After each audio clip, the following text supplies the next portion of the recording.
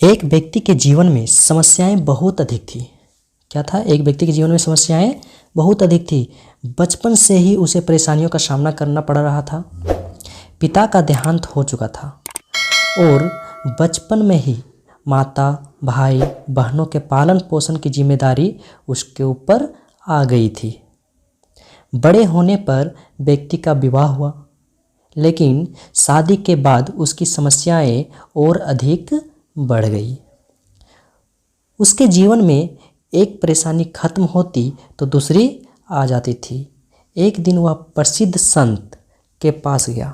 एक दिन क्या वो प्रसिद्ध संत के पास गया कि आखिर मेरे साथ चल क्या रहा है, एक समस्या ख़त्म नहीं होती और दूसरी समस्या आ जाती है। तो व्यक्ति क्या किया, एक संत के पास गया। व्यक्ति ने संत से कहा कि मुझे अपना शिष्य बना ले। क्या व्यक्ति ने संत से बोला कि संत जी मुझे अपना शिष्य बना ले, मैं बहुत परेशान हो गया हूँ, बहुत दुखी हूँ। संत ने कहा कि ठीक, तुम मेरे शिष्य बन जाओ। मुझे बताओ तो पहले क्या आपकी समस्याएं है या फिर क्या आपका परेशानी है। शिष्य ने कहा, गुरुजी एक समस्या खत्म नहीं होती और दूसरी सामने आ जाती है। इस कारण मैं बहुत दुखी रहता हूँ। किसी भी काम में सफलता नहीं मिल पाती है।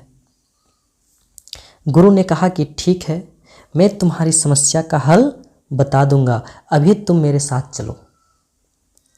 गुरु ने नए शिष्य को लेकर नदी किनारे गए। किनारे पर पहुंचकर गुरु ने कहा कि हमें ये नदी पार करनी है। ये बोलकर वहीं खड़े हो गए। गुरु ने क्या बोला, हमें ये नदी पार करनी है, और वहीं पे खड़े हो गए हैं। शिष्य भी गुरु के साथ खड़ा हो गया।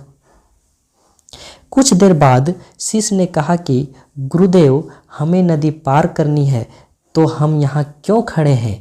गुरु ने जवाब दिया, हम इस नदी के सूखने का इंतजार कर रहे हैं।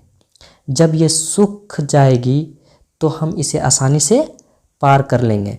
शिष्य को आश्चर्य हुआ, और होना ही था, नदी सूखेगा तब पार होगा, तो शिष्य को तो आश्चर्य होगा ही।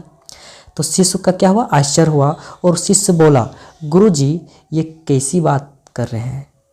नदी का पानी कैसे और कब सूखेगा? हमें नदी को इसी समय पार कर लेना चाहिए। संत ने कहा कि मैं तुम्हें यही बात तो बताना चाहता हूँ।